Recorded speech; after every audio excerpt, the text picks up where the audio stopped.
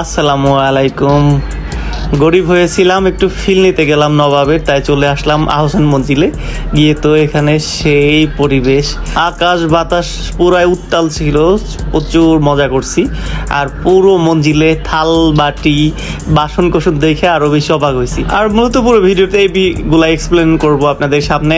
পুরো ভিডিওটা দেখতে থাকুন আর কি কি দেখেছি সেগুলো একটু উপভোগ করুন।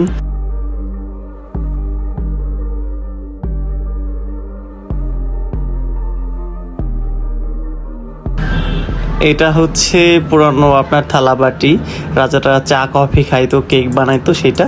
আর এটা হলো সব থেকে বেশি অবাক হয়েছি, এটা হচ্ছে আপনার আগের যুগে যে সৈনিকরা পোশাক পরতো বা ধরেন বিভিন্ন ট্যুরে যাইতো হাতি মারতে, হরিণ মারতে, শিকার করতে আর কি, তখন আর কি এগুলা পরতো। তো অনেক অনেক জিনিস আছে পুরাতন। এখানে বঙ্গবন্ধু শেখ মুজিবুরের ছবি দেওয়া, পাশে আছে কাজী নজরুল ইসলাম, পাশে আছে রবীন্দ্রনাথ ঠাকুর বিশ্বকবি। তো সব কিছু এখানে পুরো ইতিহাস যতগুলো আছে আর কি, পুরাতন ঐতিহ্য সব কিছুই রাখা আছে। মানে ওই নবাবের আমলে যখন আহসান ছিল, আহসান মঞ্জিল সৈয়দ আহসানুল্লাহ। এটা হচ্ছে একটা রুম, পুরো বিল্ডিংটাতে আপনার অনেকগুলা ফ্লোর রুম ভাগ করা, এবং প্রত্যেকটা ফ্লোরে আপনার বিভিন্ন পুরাতন জিনিস দিয়ে সাজানো। অবাক হয়ে যখন কোনো ডিজিটাল যন্ত্রপাতি ছিল না, তখনকার যুগে যারা ছিল, মানে আমার দাদা বা আপনার দাদার দাদা, তখন তারা আর কি এগুলো হাত দিয়ে তৈরি করছে। কি অসম্ভব লেভেলের সুন্দর ডিজাইন, মানে কত কোটি টাকা ব্যয় হয়েছে তখনকার সময়। মানে অবাক করার মতো, অনেক দামি দামি মূল্যবান পাথর দিয়ে, তারপরে কাঁসার থাল বাটি প্লেট। এটা মূলত এখানকার যে আহসান মঞ্জিলটা আছে তার ডিজাইনটা আপনার সবার আগে যেরকম ছিল, পরবর্তীতে কিন্তু এটা আপনার ভেঙে নতুন করে বানাইছে। এটা হচ্ছে পুরান ডিজাইন। আর উপরে যেটা দেখতে পাচ্ছেন ওটা হলো পুনঃসংস্করণ করা হয়েছে আর কি। তো এটা পুরানটা আর কি সুন্দর ছিল, তার আদলে নতুন করে আবার সরকার থেকে এটা বানানো হয়েছে, জাস্ট এই আহসান মঞ্জিলে তাদের ঐতিহ্যটা ধরে রাখার জন্য। এখানে পুরো বিষয়গুলো একটু সাজায় দেওয়া আছে, বর্ণনা করা আছে কোথায় কি কি, যে আপনার এটা হচ্ছে তাদের আমলকার কি কি আছে। ভিডিওটা দেখতে থাকুন, দেখতে পারবেন। আর একসময় আসার চেষ্টা করবেন ঘুরে যাওয়ার জন্য এখান থেকে।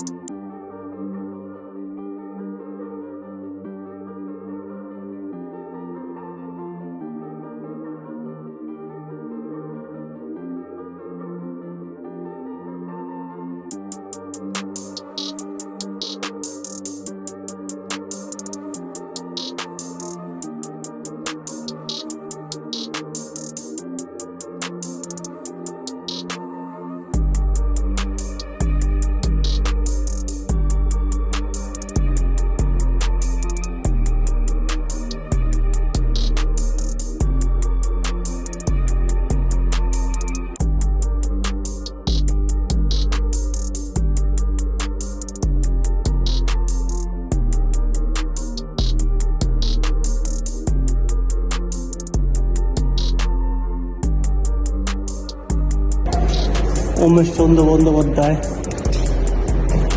ওয়াজেদ আলী, নওয়াব ওয়াকুল মঙ্গল।